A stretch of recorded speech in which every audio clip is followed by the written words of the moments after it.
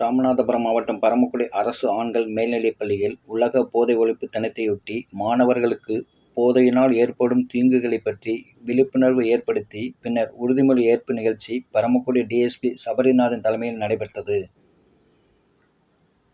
நிகழ்வில் மாணவர்கள் போதை பழக்க வழக்கத்திலிருந்து ஆளாகாமல் தங்களை எவ்வாறு பாதுகாத்துக் கொள்ள வேண்டும் என விழிப்புணர்வு ஏற்படுத்தி அறிவுரைகளை டிஎஸ்பி சபரிநாதன் வழங்கினார். அவரைத் தொடர்ந்து நிகழ்ச்சிக்கு முன்னிலை வைத்த பரமக்குடி தாசில்தார் சாந்தி, சட்டக்கல்லாம் ஆசிரியர் முனைவர் முகமது ஜின்னா ஆகியோர் மாணவர்களுக்கு போதையை பற்றிய விழிப்புணர்வை எடுத்து கூறினர். அதனைத் தொடர்ந்து உதயம் பவுண்டேஷன் நிறுவனர் செல்வி சக்திவேல் போதை ஒழிப்பு விழிப்புணர்வு உறுதிமொழியை வாசிக்க மாணவர்கள் உட்பட ஆசிரியர் பெருமக்கள் மற்றும் நிகழ்ச்சியில் கலந்து கொண்ட அனைவரும் உறுதிமொழியை ஏற்றனர்.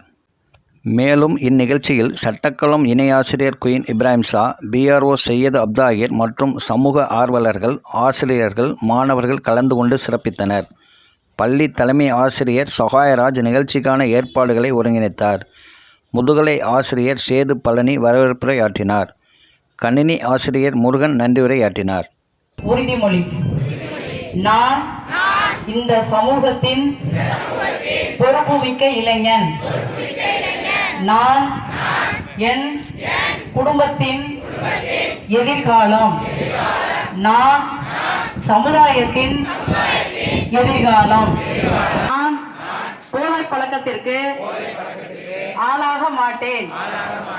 மேலும் எனது குடும்பத்தினரையும் நண்பர்களையும் போதை பழக்கத்திற்கு ஆளாகாமல் தடுத்து அவர்களுக்கு அறிவுரைகளை வழங்குவேன்.